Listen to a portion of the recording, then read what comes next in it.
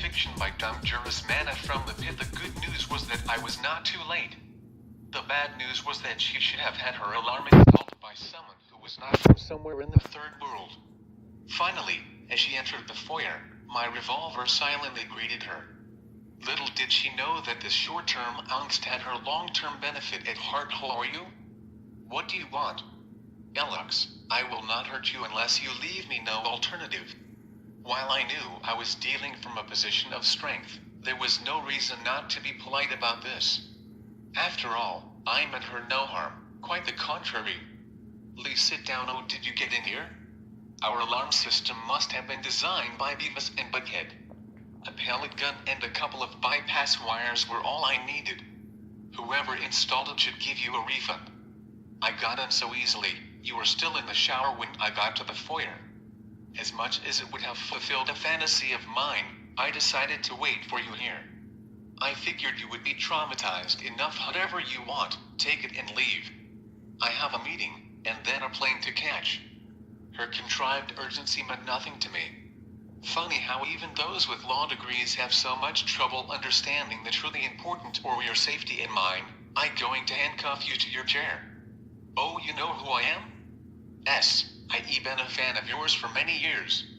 You might not believe this right now, but I am doing this for your own good. You could do hard time for this. I'll take that chance. We might as well kill some time discussing some ideology. We had much in common. Unfortunately, we had to disagree on a woman's right to choose.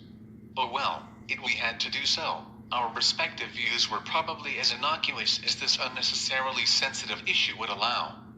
The only way this would ever become a problem is if I made pregnant. Not likely, with her being both famous and married. It would be more trouble than it worth. She was near tears. Her heaving chest, augmented by her hands being pulled behind her back, strained her beautiful cream-colored blouse, to the point where I thought one button would go projectile. I found a clean towel and draped it over her front. Thanks, but truth be known, that WAS am the greatest of my worries at the moment.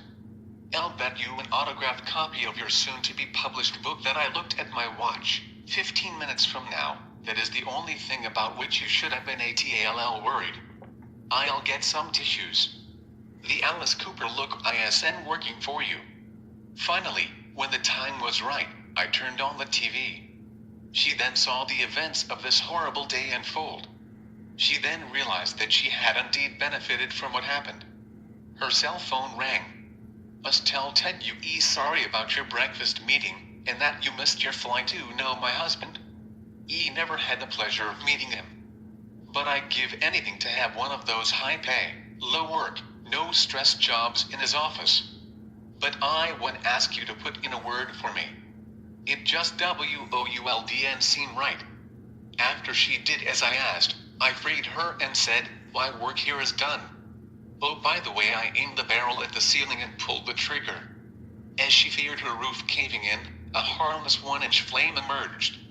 Kidnapping charge will not stick, since the gun is not real. Confinement, maybe with burglary or criminal trespass thrown in initially, only to be bargained away later, is probably the best you could do.